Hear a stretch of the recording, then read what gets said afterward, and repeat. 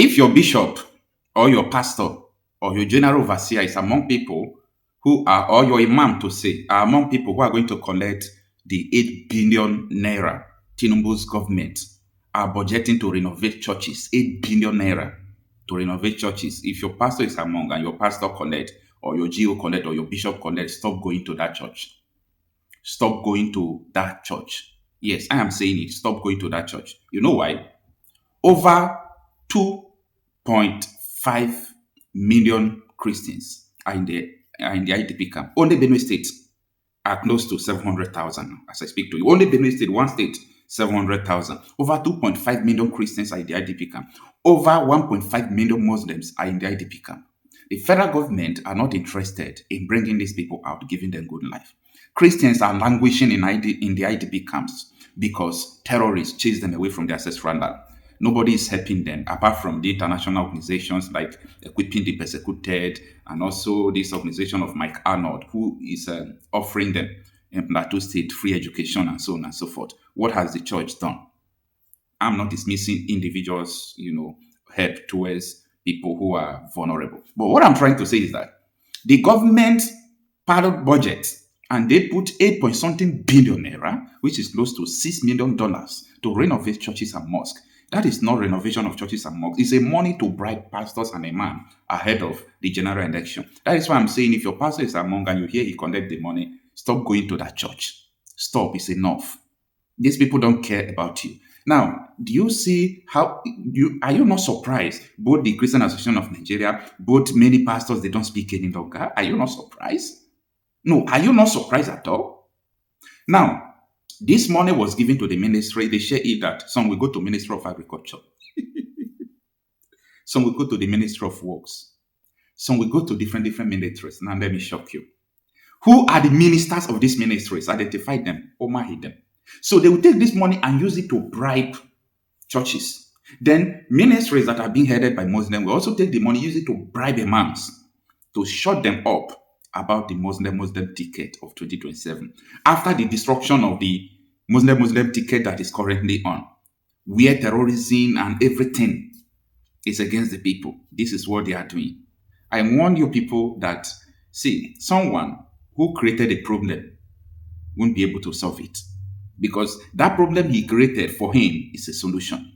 So I look around, I saw only Arise News that was discussing about this. I said, does it mean that Nigerians are not aware of this? Or is it that we don't know the magnitude of the evil this will bring to the land? Anyway, take a listen. There is no way these lawmakers would tell me that they didn't know about this padding in this budget. Everything from these lawmakers have been fraud. Tax law, fraud. Budgets, fraud. Everything, fraud. They know. The question you should ask yourself is, why is that church project went to Bende? Who is from Bende? Well, as fresh budget controversy is generating debate across Nigeria, after Public Accountability Organization, Trachea, a unit of budget, revealed that the federal government has allocated a staggering 8.05 billion naira in the 2026 budget for construction, renovation, and equipping of churches and mosques. Well, according to the breakdown, 1.91 billion naira was allocated to 7 church-related projects, while 6.14 billion naira was earmarked for 52 mosque-related projects, with the funds embedded across ministries and agencies traditionally detached from religious affairs. While among the most eyebrow-raising line item, 1 billion naira channeled through the Industrial Arbitration Panel under the Ministry of Labor for the provision of musical and cultural equipment to churches in Bende local government area of Abia State. Can you imagine that?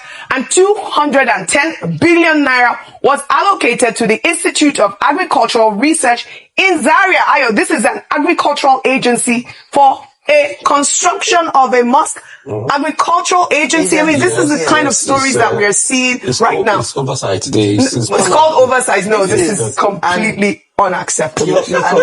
Thank you for mentioning the word oversight, because this has come under question in very recent times. The fact that the people who are responsible for oversight functions have failed terribly in the discharge of their duties, and by so doing have failed Nigerians, because in an era where we're looking at a cash crunch, revenue crunch, looking for how we can meet certain obligations, we're unable to fund projects. Rufai, earlier on you talked about how the conversation is even about the 2025 budget, and that is even a percentage of that. We have not yet even begun to talk about the 2026 budget. A country that is battling with number of out-of-school children, the largest in the world, a country that cannot boast of a competent primary health center or primary health centers across the country, a country that has approximately 133 people in multidimensional poverty, a country where people are hungry, people do not, there's a conversation around the minimum wage, and we are inserting frivolities, I'll use the word frivolities, in ministries that do not have any business with this agenda. And so the first question is that when there was a budget defense, how did this pass over or was not scrutinized by the Senate Committee on Budget? Why was this allowed to fly, that the constitutional provisions that some of these agencies come under, it wasn't flagged? That's number one. Number two is that, OG, a lot of these things, I dare say, are for fraudulent activities. They are not even to build the churches or the mosques. They are there and inserted there because, in Nigeria, you mention religious goodwill. People keep quiet because we can be quite religious. A lot of these projects, this 8 billion, they will not see the light of day with this church and mosque project. It will just go whoop, like that, and nobody will ask questions. So what we are saying is that when we are talking about fiscal discipline, when we are asking that more money should be channeled to resources, when we are talking about the underlying causes of insecurity and terrorism in the Northeast and the lack of infrastructure, this is what we see. And that is why I said, and I started off by saying that the body or the institution responsible for oversight function should be brought on that question as to why there's not the budget office, number one, how this was outlined in the budget of 2026. Then the oversight functions of the Senate failed in their duty to actually protect the interests of Nigerians whom they are supposed to represent. And this cannot continue. If we look at, Adesowa, one of our anchors, Adesowa Omosage, has done a lot of work in this area, even dissected some of the items in the budget, and it is quite sad to see this happening. Please, Nigeria is a secular state. I'm a Christian, and I'm very proud of that. And there are many people who are free based on the constitution to, for freedom of religion. But there are certain things that should not be our priority at this time. And part of that, I dare say, is funding of building churches, funding of building mosques. It does not in any way help in terms of our priority for what is important. We need to stop this. Can we even begin the conversation of even funding pilgrimage endeavors? We've talked about this at length, and this corruption must stop. It is corruption must stop. I would say you want to say something, but I'll just quickly read up on what has been going. Like I said, that they had a budget for an agricultural agency for the construction of a mosque. I mean, these revelations come as Nigerians on social media are pointing out that the country's public libraries have virtually vanished. The Northern Christian Association has also waded in with Reverend Joseph John Haya questioning the wide disparity between church and mosque allocation, saying that while government support for religious projects is not inherently wrong, the allocation pattern raises serious questions about fairness, equity, and constitutional principles of equal treatment. That's what you're talking about. Dr. Mati, Rufai hasn't spoken, so let's just quickly have him speak on this. You see, these days I now laugh at the country. You want to add something, right? No, I'm saying, Dr. Mati, you want to add. So really quickly, please. Okay, see, Oji, there is no way these lawmakers would tell me that they didn't know about this pattern in this budget. Everything from these lawmakers have been fraud. Tax law, fraud. Budgets, fraud. Everything, fraud. They know. Oji, the question you should ask yourself is, why is that church project went to Bende? Who is from Bende? That's the question you should ask, Oji. Yeah. Why is that the mosque project went to Zaria? Who is from Zaria? Mm-hmm. You think they don't know? You think it's today they've been padding these budgets? Everything fraud. Rubber stamp assembly fraud. But maybe when we asked one of them yesterday, he started campaigning for President Tinubu. You think they don't know? They said I don't have details on it. All I just want to say is that President Tinubu has done very well. We know. But look at it, Oji. So it's a systemic pattern. Oji, the question we should ask is, the reporting is not even complete here, because what about the ones they hit that you will never see? Oji, Ministry of Livestock was seen building projects, church projects. Most of the parastatal were seen doing one constituency project or the other. Oji, till date, 8.8 trillion. If not because of World Bank, we will not know that extra budget spending was made. 8.8, they've not given us line by line item today. They will put these things in the budgets. The sad part, Oji, is that they're not even funding it. If they were funding it, we would say that the budget is moving. Yesterday, that's why I was talking about the Taiwo Indeli or something. The video that is there, how Mungunu was threatening Senator Mungunu that you're not be funding us.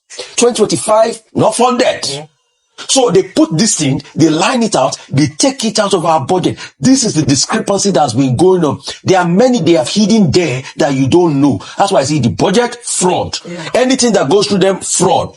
What's it called? The tax law today, we don't even know the what to believe. Till today, the Senate said, we will look into the matter and investigation about the one they released and the one. Has the Senate giving you a report today? Has the House giving you a report today? Some people representing the people. Oji, next year we'll talk about this issue again. You remember when we're talking about budget padding? Since the time of Jubrin, we were talking about budget padding. How many years is that? That's close to 5-10 years. And they will padding it. They will pad it. They will pad it again next year. They are already padding the one for next year. Oji, you didn't even talk about the World Cup. World Cup. They add World Cup that we didn't go into the budgets. When I cry for this country, people say, well, I have a lot of tears in my eye. World Cup that we didn't go to the add into the budget. And then our friends from Adeyemi. Dr. Vati. Okay, I was going to refer to a book. The book is titled When Government Breaks the Law, which is a book on the question of the rule of law and the Bush administration, Bush Senior, that is. Now, one of the primary responsibilities of government, and that's why people take oath of office, swearing in and all that, is to protect the rule of law. When the government itself that is supposed to uphold the rule of law breaks the law, then a tragedy has befallen the people. This is where we have found ourselves in Nigeria. Section 10 is a relevant section. It says in the 1999 Constitution that there should be no state religion adopted in the federation or any state or any part thereof. The operative word there is shall. In section 38, the Nigerian Constitution says you have the freedom of belief, freedom of thought, freedom of worship. It does not say government should get involved in it. Government has been removed from section 10. That this is a secular, non-partisan federation. Then you will find governors sponsoring religious leaders. They are even buying prayer mats. Very soon, Catholics will say they want rosaries to be bought for them. All right. This is a situation where government breaks the law brazenly. Thank you all for your submission.